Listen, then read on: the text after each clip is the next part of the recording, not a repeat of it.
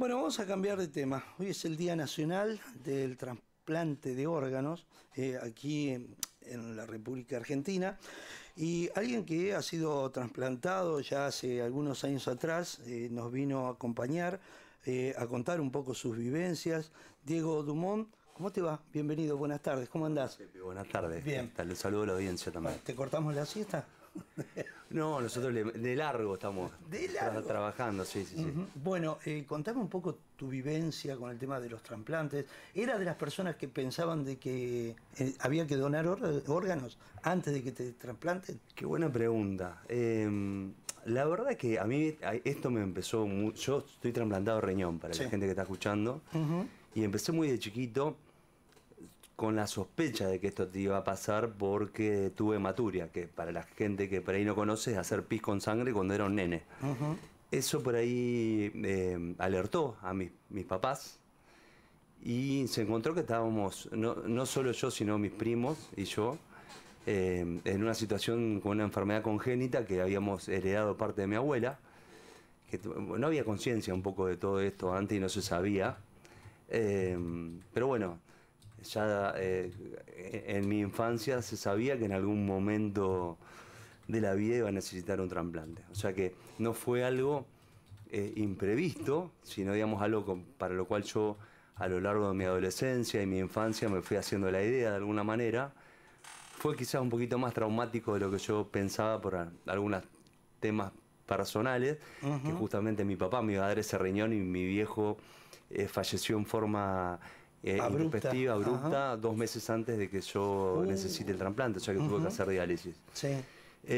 Pero bueno, a raíz de ahí siempre, desde que tuve conciencia de esto, siempre estuve muy a favor de la donación y con una conciencia, digamos que por ahí a todos tenemos que pensar que, y de hecho está estudiado, ya hay información estadística al respecto, es que es mucho más fácil que nosotros vayamos a necesitar de un trasplante que ser donante. Eso, digamos, la gente lo tiene que saber, porque hoy hay un montón de enfermedades o dolencias que la gente puede estar atravesando, que a lo mejor hace muchos años y no tantos atrás no tenían solución.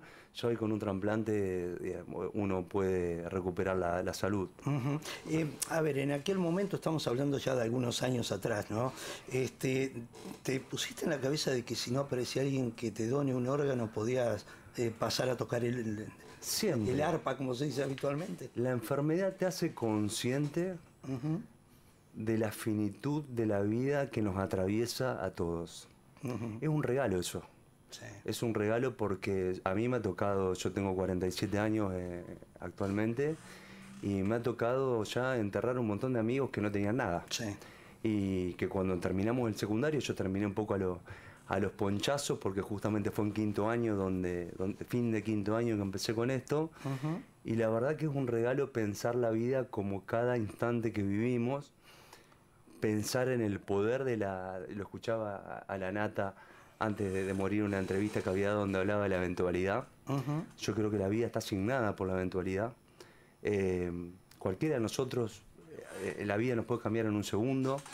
Yo recuerdo cuando te contaba lo de mi papá recién, fue un llamado a las 4 de la mañana que recibió mi mamá y nos despertó y papá falleció. Y la vida en un abrir y cerrar de ojos nos cambia en forma permanente. ¿Cuántos trasplantes tuviste? 3. Tuve 3, el último hace 4 años. A ver, en mi situación, hay gente que la ha trasplantado hace 25 o 30 años y le ha ido muy bien. ¿Y cómo fue después de ese primer trasplante? ¿Cómo después de la operación, después de que saliste del sanatorio, cuál fue la vivencia? Dijiste, chau, zafamos. Fue bastante, digamos, o sea, fue una piña. Una piña... ¿A qué edad fue eso? Tenía 20 años. 20, y hice 2 años de diálisis antes. Te contaba, falleció mi viejo y me hice cargo de un montón de bolonquis, de la sucesión y de temas que mi papá dejó pendiente. Con lo cual, entre eso y la situación de salud, tuve como una maduración acelerada de la vida, donde de golpe y porrazo me encontré enfrentándome por ahí preguntas o dilemas que a veces la gente se enfrenta mucho más adelante, ¿no? De esa primera intervención que tuviste, ¿supiste de dónde vino lo que te pusieron en el cuerpo? Sabía que era de una mujer, es de Rosario, pero la información es anónima.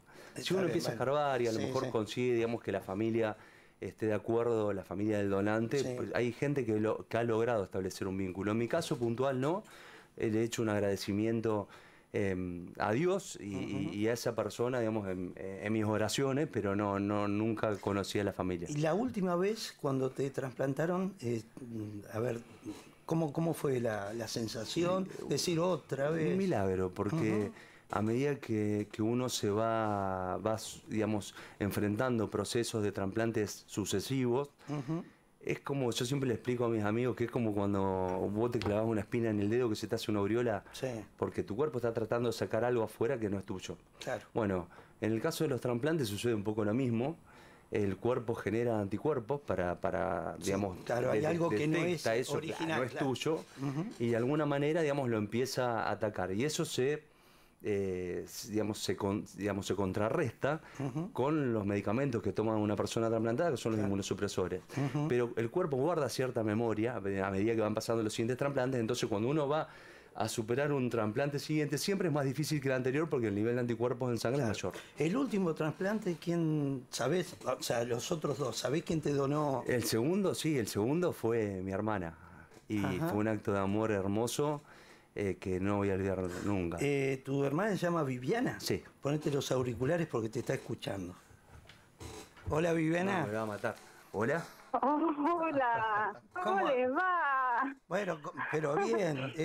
Bueno, a ver, tratando de hacerlo poner nervioso a tu hermano Diego, contame la sensación tuya, ¿cómo fue decir, le voy a donar un órgano mío a mi hermano? Mira, ya de escuchar y de recordar, ya se me quiebra la voz de la emoción. Vos sabés que originalmente cuando Diego tenía que entrar a diálisis, entró en diálisis y necesitaba un trasplante de riñón, yo tenía unos 20 y pico, creo. Me fui a hacer los estudios de compatibilidad y no éramos compatibles, somos hijos de distintos papás. Entonces quedó frustrado en mí eso de querer donarle un riñón, y aparte por la edad que tenía, los médicos no eran muy amigos de quitarme un riñón porque podría seguir siendo mamá en el futuro y demás. Y bueno, pasaron los años, Diego pasó por un trasplante, gracias a Dios estuvo bien, pero después hubo complicaciones, después de mucho tiempo. Pero claro, en el camino uno se olvida que la medicina sigue avanzando. Y por un caso de otra persona, que el marido le dona un riñón a la mujer, yo le pregunto a mi hermano, ¿cómo puede ser que ellos, sin ser parientes o no ser compatibles sanguíneamente, le puedan donar un riñón? Claro, la medicina había avanzado tanto que los medicamentos inmunodepresores hicieron que esa mujer pueda recibir el riñón de su esposo. Ni hablar que ahí le digo a mi hermano, Diego, hagámonos de nuevo los estudios, porque si ellos pueden, nosotros también. Y caímos los dos o sea, tenés razón. Y bueno, y ahí empezamos a hacer los estudios y nació a ver, en algún momento, sí, pero Viviana, nunca dudé. ¿En algún momento tuviste miedo? No para nada. Llega por ahí sí ese nerviosismo previo a una cirugía, que todos los tenemos, pero nunca jamás sentí temor, porque es, como bien dijo Diego, un acto de amor, pero porque lo siento desde el alma, y siempre le digo, si tuviese más riñones te lo sigo dando. Bueno, pero saludale a Diego. Sí. Ahora ya podés hablar. Y un poco, Sí. no me esperaba. Nada, yo siento que, la hermanita en mi alma, Hola, siento mi amor. que estoy en la vida rodeado, la vida es un viaje, rodeado de las personas adecuadas, tanto, bueno, Vivi y Meche, mis dos hermanas, como mis hijos, Franco, Gonza y Juli, y mi mujer Juli, mi mujer actual. La mamá de mis hijos también me ha acompañado muchos años. Son mis amores, mis papás, digamos que allá están, que yo siento que están vivos, que viven en nosotros, son mis amores y el sentido, digamos, de la vida. Yo quiero por ahí transmitir algo a la audiencia que lo he pensado mucho. A mí me gusta bastante la naturaleza, la aventura. Cuando he podido irme a la montaña a hacer algo, lo he hecho, o en bicicleta, o trekking, o caminando, inclusive con mis hermanas también.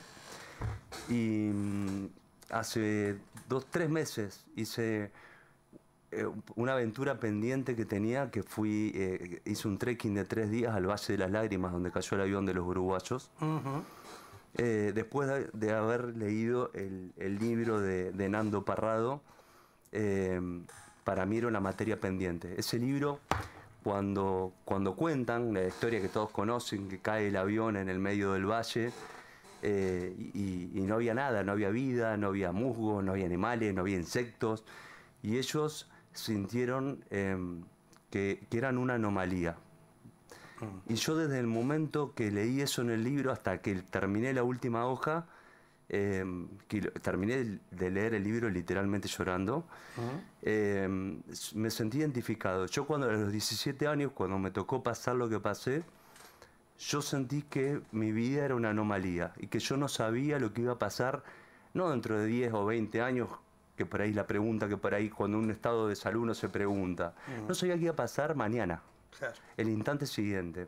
Eso es un regalo, te dije. Sí, sí. Pero, bueno, eso me dio una gran motivación a hacer ese viaje.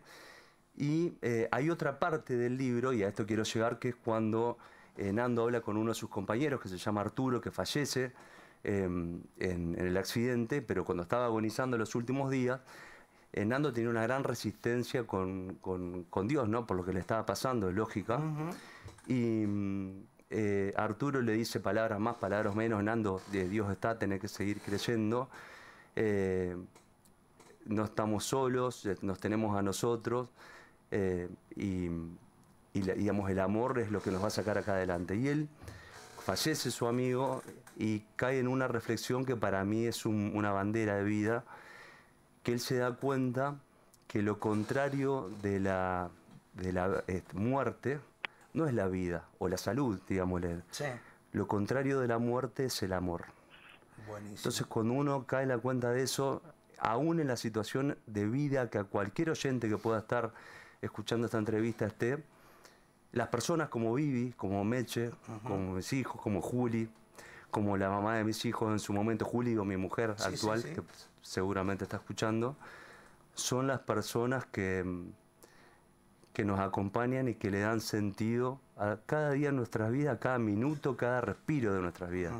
Bueno, Vivi para mí es hoy en día, que mi mamá no está, yo se lo digo un montón de veces, como una mamá, aparte de ser mi hermana, y bueno, es un amor enorme. Vivi, a ver, déjame un mensaje para los que están escuchando y a lo mejor son un poco escépticos, en el sentido de que yo no voy a donar nada, quiero que me entierren como estoy, en caso de que te mueras y puedas ser donante. Déjame un mensaje como para cerrar esta nota. Más que agregar, es primero que es lo que es desde el amor, que no es lo mismo, por ejemplo, ser un donante vivo hacia un ser querido y cercano, porque primero es una decisión que no muchos la pueden tomar porque hay muchos miedos, ¿sí? Pero también tenemos aquellas personas que aún no son conscientes de que fallecido el ser querido pueden salvar un montón de vidas. Gracias a Dios cambiaron las leyes y hoy se supone que cualquier persona que fallece es donante si no ha expresado antes lo contrario. Y yo soy bendecida de poder ver en vida lo que puede provocar ser donante en otra persona. Yo verlo a mi hermano florecer, vivir, tener sus hijos, para mí es invaluable. El acto en sí de donación de mi parte hacia mi hermano es solo amor. Solo amor, nunca fue miedo. Y es realmente siempre la medicina acompaña mucho al donante. Sí. Los contienen y valoran muchísimo más también. Viviana, te voy a hacer una pregunta que es una chicana. La verdad, yo no se la haría. No. ¿Para otra persona hubieras donado algún órgano? ¿Para otra persona? Sí, para otra persona que no fuera tu hermano. Que no fuera. Seguramente hubiese donado a otra persona de mi círculo íntimo, familiar, de afectos, ¿sí? No hubiese tenido duda de eso. Bien. No sé si a un desconocido. A ver, el hecho de donar sangre a cualquier banco es un acto de amor, vamos a decir. De solidaridad y de amor. Sí. De solidaridad, exacto. O sea, hay distintos tipos de trasplante, puede ser de médula, puede ser de hígado, puede ser un riñón, una córnea. Depende el caso, ¿me entendés? Bien. Pero cualquier persona, hoy día, como están dadas las situaciones, la medicina hoy día, cualquier familiar que tenga a otra persona en una condición de trasplante, como este caso de mi hermano, puede tener ese acto de amor tranquilo, porque está todo bien, todo bajo control, y hay más chances. Hoy día hay más chances. ¿Cómo siguió tu vida sin un riñón menos? No, ni me enteré. Normal. Viviana, de hecho, hay personas que nacen con un solo riñón. Es cierto. Obviamente los estudios son muy exhaustivos a la hora de recibir un donante vivo, porque tienen que descartar absolutamente todo que no tenga a futuro alguna complicación. Gracias a Dios soy una persona muy saludable y hasta el día de hoy yo no me entero. Genial. Para nada. Viviana, gracias por este ratito, esta complicidad que tuvimos para hacerle la vida imposible a Diego un ratito.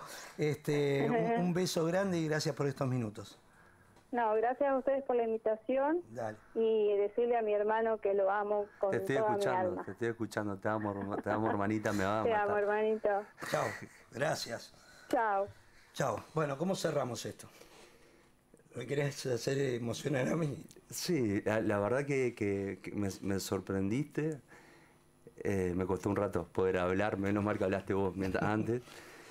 Cerramos esto diciéndoles que a la gente que la historia de un trasplante, digamos, ser donante o ser la persona que dona o un familiar, es una historia de amor, ¿sí? Digamos, una historia de amor a la vida, una historia que tiene alcances, como dijo mi hermana, inimaginables. Uno, digamos, no sabe las consecuencias. Yo no sé qué hubiera sido de mi vida si no me hubiera trasplantado. En el caso de nosotros los pacientes renales tenemos la diálisis, pero podemos vivir un montón de años, pero bueno, también en algún momento la salud se va deteriorando. Yo miro a mis hijos y veo en los ojos de mis hijos, a los ojos de mi viejo, veo a mi hermana, digamos, con el acto que tuve, por supuesto, veo a toda la gente que amo y que me ama. Y la vida es como escribió un psicólogo español, es el viaje heroico del alma. Y en ese viaje, que es muy hermoso estar rodeado de las personas que nos importan y que le importamos, pero al margen de eso, nuestra existencia, nuestro paso por la vida es un regalo, y si en algún momento nos toca partir y y podemos hacerlo con un acto de amor a través de lo que es la donación, yo creo que Dios lo tiene en cuenta. Diego, gracias por haber estado este ratito con nosotros y bueno, a seguir viviendo. Así es, ni más ni menos. Gracias. Dale, gracias Pepe. Bueno, un saludo a la audiencia. Bueno, 37 minutos pasaron de las 2 de la tarde, vamos a la primera pausa. Ay, qué programa raro hacemos. Pausa. Dale.